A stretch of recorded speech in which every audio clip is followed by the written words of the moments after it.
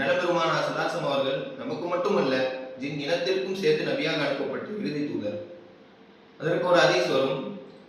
ஹஜ்ரத் இப்னு Abbas ரலியல்லாஹு அன்ஹு அவர்கள் நலபெருமானா ஸல்லல்லாஹு அவர்கள் இப்னு அப்பாஸை ஒரு நாள் அழைத்துக் கொண்டு, இப்னு அப்பாஸே என் கூட வாங்க என்பதாக நலபெருமானா ஸல்லல்லாஹு அவர்கள் கூட்டிக் கொண்டு செல்கிறார்கள்.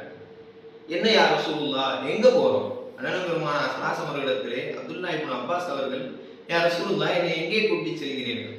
என்னுடன் வாருங்கள் அப்பாஸே என்பதாக, அப்பாஸினுடைய மகனாரே என்பதாக நலபெருமானா ஸல்லல்லாஹு அவர்கள் அழைத்துக் கொண்டு செல்கிறார்கள்.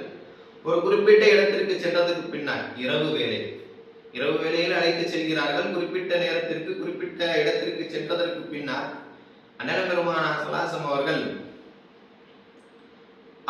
இப்னு அப்பாஸை இங்கே நின்று கொள்ளுங்கள் என்பதாக சொல்லி அப்பாஸை சுற்றி ஒரு கோடை கிழிக்கிறார்கள். இதை தாண்டி நீங்க வராதீங்க. நாளைக்கு அப்பாஸ் ரலியல்லாஹு அன்ஹு இப்னு அப்பாஸினுடைய மகனார் அப்துல்லா அவர்கள் இந்த ஹதீஸை அறிவிக்கும் பொழுது அழகாக சொல்வார்கள், அண்ணன் பெருமானா ஸல்லல்லாஹு அவர்கள் யாருடனோ உரையாடி கொண்டிருந்தார்கள். யாருக்கோ தீனுடைய பிரச்சாரத்தை செய்தார்கள். யாருக்கோ இஸ்லாத்தை பற்றியும் இறைவனை பற்றியும் எடுத்து சொல்லிக் கொண்டிருந்தார்கள். ஆனால் அந்த இடத்தில் யாருமே இல்லை, என்னுடைய கண்ணுக்கு யாருமே தென்படவில்லை என்பதாக ஹஜ்ரத் அப்துல்லா இப்னு அப்பாஸ் ரலியல்லாஹு அவர்கள் கூறக்கூடிய ஒரு ஹதீஸை நாம் பார்க்கிறோம்.